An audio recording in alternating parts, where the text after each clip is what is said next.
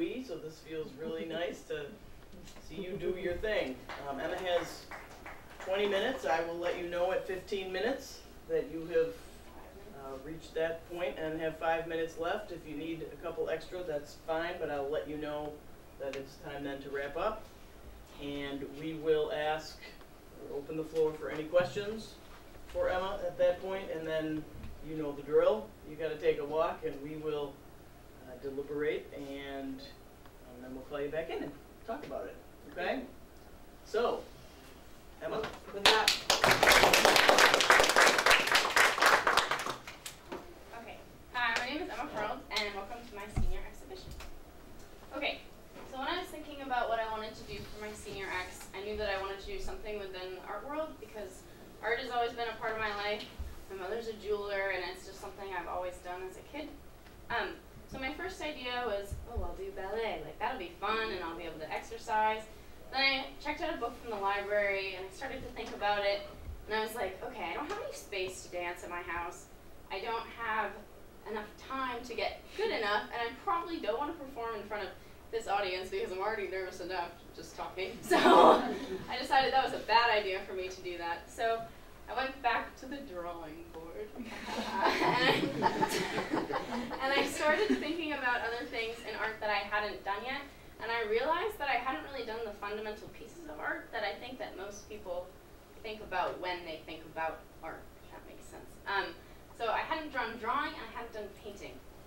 So I decided that I wanted to do drawing. So I started looking around for Harbor for different drawing classes, and I found Art Waves, which is started by Liz Cutler. And I found that she had figure drawing open studio twice a week at Art Waves.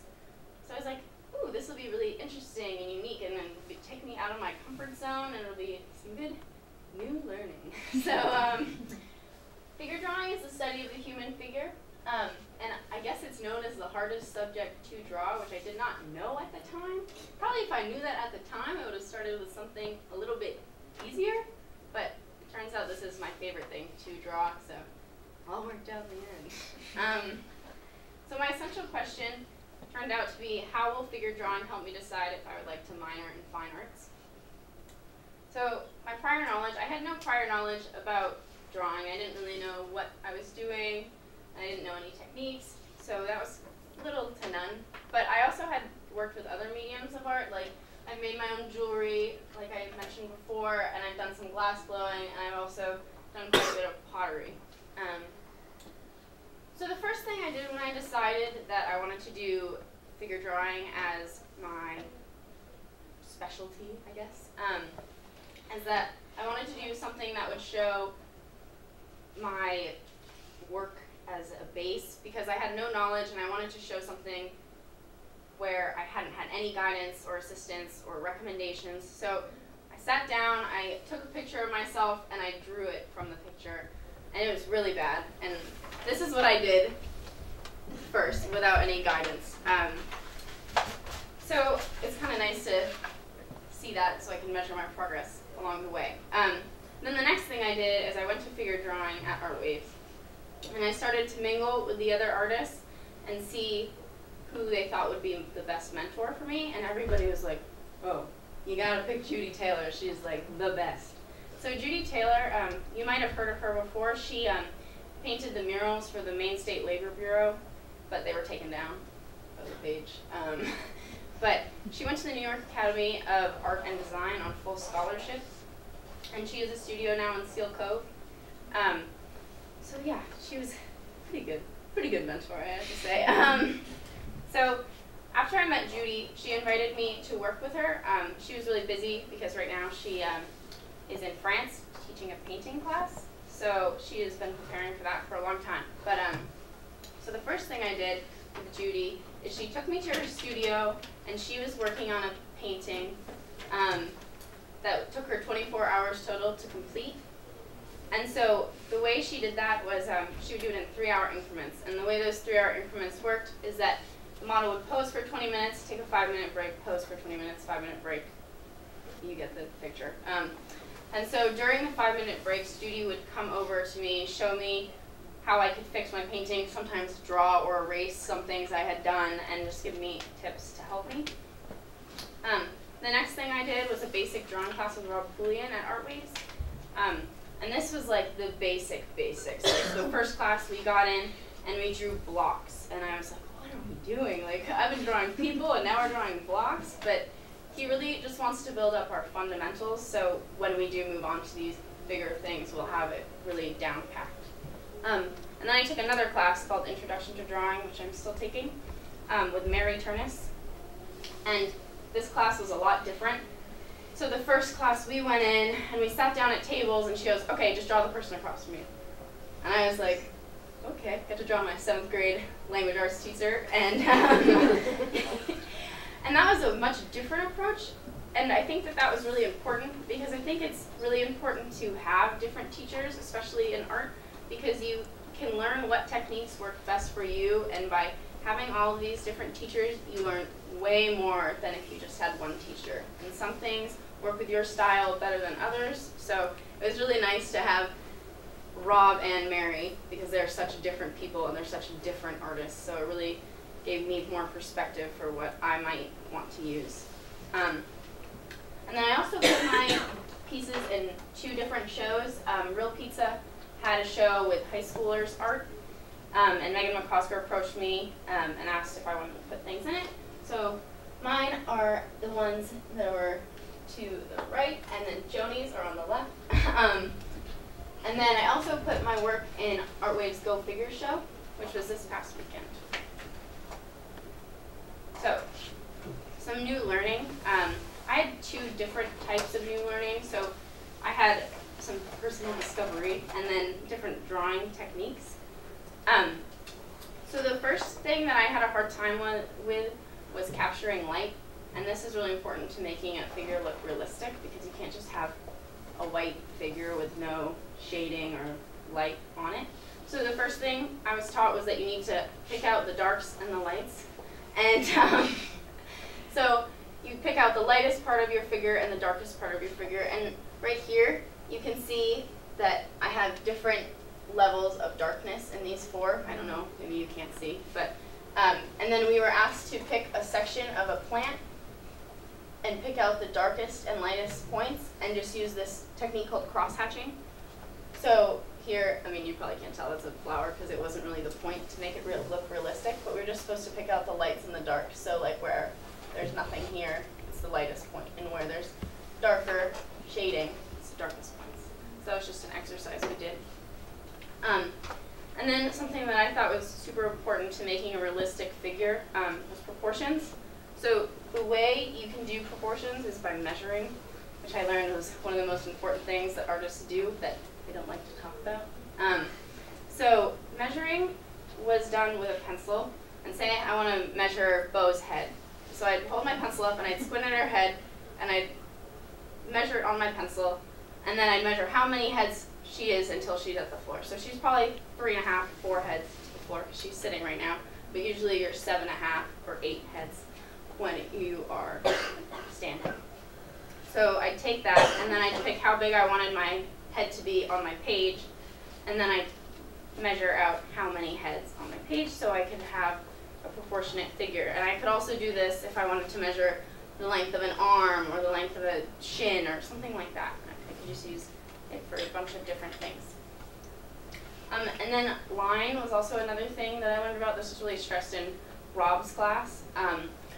You don't want to do messy, scratchy lines. Like when I was first starting, I just wanted to like scratch all these like messy lines, but people don't have like bumpy shoulders and arms. Like there's a definite line for where the figure ends, and that's something I had to learn. I had to learn to look at the model more than drawing. Like I used to just like hover down and like draw, but then I had to learn that I needed to step back and look at my model and spend more time looking at her so I could draw what I was seeing and not what I thought I was seeing, because I know what a hand looks like. Like I can close my eyes and I can picture what a hand looks like, but Kevin's hand looks different than my mom's hand. Like I need to draw what I'm seeing and not what I know. And then another thing I was taught was carving. So Judy taught me this, and when you first approach a figure, you want to stand far back so you can see the entire figure, And you don't want to start adding details. You don't care about their face. You don't care about, I mean, they weren't wearing clothes, but if they were wearing clothes, you wouldn't care about what they were wearing. And so you would look back at the figure and say the figure is turned this way. You can see that their face is moving in this direction, and then it comes back in at the nose and goes straight down at the chin and then comes in at the neck. So you would just make slash marks on your paper, just showing where the direction of the face is moving. And so the purpose of this was to really get your proportions down before you started to add detail. Because if you did this like really nice detailed head, but then your body was like way bigger, you'd have to erase it and start over again. And that's just a pain in the butt. And then another thing that I never really thought about was the incorporation of science into drawing, especially life drawing, because it's really helpful. I used this book when I was having trouble. Like, for some reason, I had a really hard time doing, like, joints, and they, like, didn't look realistic, so I could go back into this book, and I could look up the anatomy of your ankle bone or your knee and see what the bones look like, so it would be easier for me to actually draw what is inside this person.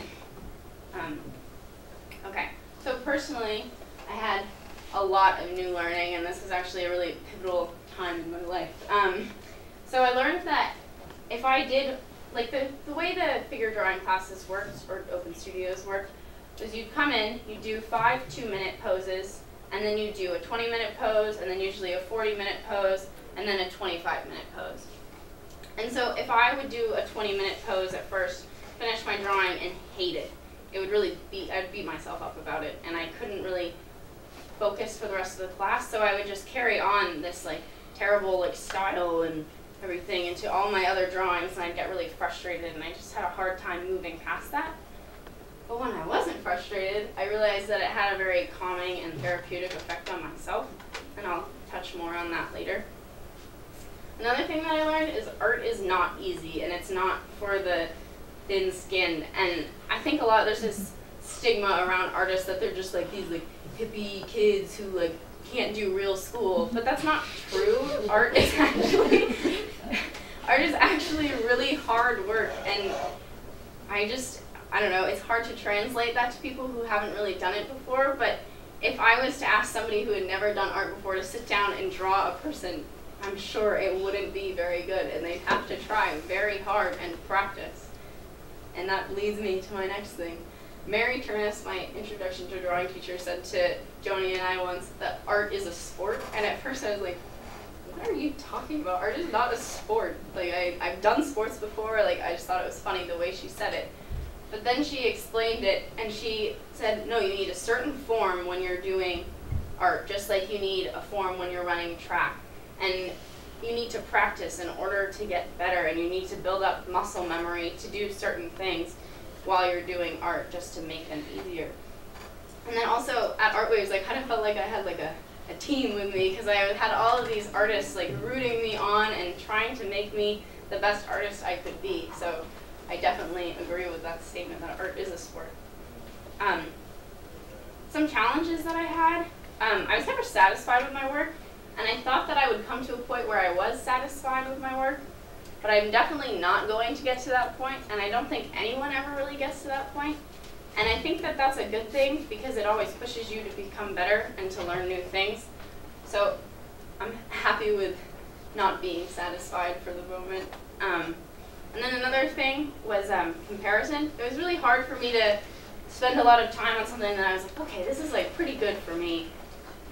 And then I'd look next to me, and someone would do something like this in 25 minutes, and I'd be like, never mind, okay. But in the back of my head, I knew, okay, these people went to art school already. They're a little bit older than me, not much older than me, but they're a little bit older than me, and they've had more practice than I have, and someday I can be like this. And then another thing I had a hard time doing was finding time to meet with my mentor. Like I said, she's in France painting right now and teaching a class, so she's been preparing for that trip for a long time, and she also needed to finish her paintings before she left. So I usually worked with Judy when she was working at the same time. which was beneficial to me at the same time, so that was good. I also had a hard time with the frustration piece that I mentioned earlier. As I started to improve more, I started to realize that it's really not a big deal, and that these studios are all about practice, and you have good days and you have bad days, and it's fine. And I learned to kind of persevere past the frustration and get my stuff together. And the last thing, probably the hardest thing, was building technique, because I liked to just go and draw a person and have a nice end product that I could be proud of. But then one day Liz and Joni and I did planes of the face, and I was like, this is the worst thing I've ever done. So yeah, just different things really, I don't know, it was hard for me to do that. Okay, so the overall experience, there was such a sense of community at Art Waves, and it really, I don't know, it was nice to feel like I was a part of something, and the camaraderie was extremely powerful, I guess. I don't know, everybody was constantly coming over to me and giving me tips, and it was just really nice to feel that sense of community. I know I keep saying that, but it's hard to describe. It's a really special thing, and I just felt like I had mentors in every figure drawing studio I did, because everybody was so helpful. So in the future, I was offered a job at Art Waves to be a monitor. And so that means I would be in the studio, and I would just help out people who are renting spaces. So if they needed help figuring out like what materials to use or where a material was, I could be the reference. And then also at the end of the summer, before Joni and I go off to school, we're going to have an art show at Art Waves to just show what we've done since we've started this year, since we all started art this year. And then I plan to continue with Art Waves as much as possible. I do have a summer job, but I'm going to try and sneak in a few at least, if I can. And then something that I feel is really important that a lot of people forget is the business of art. And I'd really like to learn more about the business of art, because everybody, not everybody, but most people can produce a really beautiful piece of art, but if you don't know how to sell it, there's no way to make a livelihood off of it.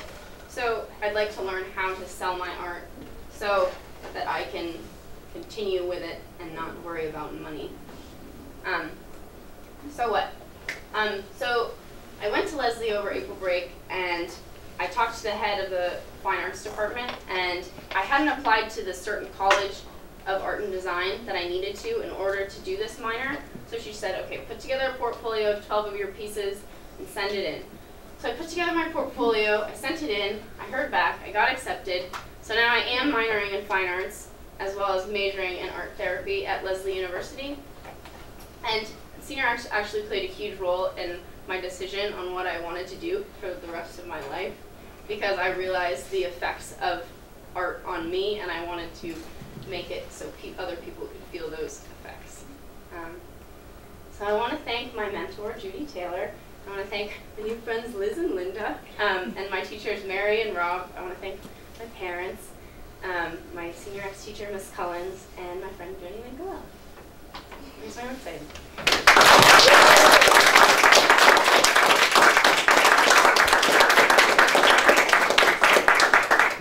So now is a great time for panel members and or audience members to ask some questions.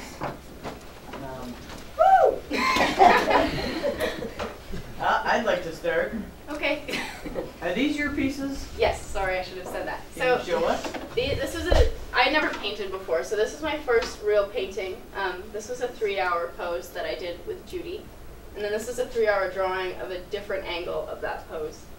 And then these were, this was 20 minutes, this was 40 minutes, and I don't know, I didn't write how long this one was, but it was probably 40 or 30 minutes. So yeah, these are just some of my pieces. And how many did you produce? Wow. This many. I don't know. Yeah. Other questions? Yeah, this was an excellent presentation. I felt like we were really on a journey with you. My initial questions were your initial inspiration, the questions in my head. next question was what you were going to do with it, which I'm glad at the end that you did the thing with the fine arts and the major in art therapy. So congratulations. I just want to know how long this journey was, and if you ever tried to draw a dancing figure. I've never tried to draw a dancing figure, no, but that would be definitely an interesting thing to think about. But no, I started Art Leagues in January, I believe. I started going to figure drawing studio classes, so it hasn't been that long, and I had never really drawn before that. But I had done a lot of, like, I was already interested in minoring in arts because I had done pieces before and I knew that I liked it, but the drawing really started in January, and it's become my favorite thing to do within the art world. So what else was in your portfolio then for Leslie University to get accepted? So I made I'm in the process of making a dining set for my apartment this summer, and so I put a bunch of different bowls that I've thrown. I put these earrings in that I made, and then another pair of earrings. I put that glass blown heart in that I made, and then I put in all of these drawings, not this one obviously, and then that painting. So, and then a few other things that I didn't bring, but mostly drawings. Is it okay to make a comment? Sure.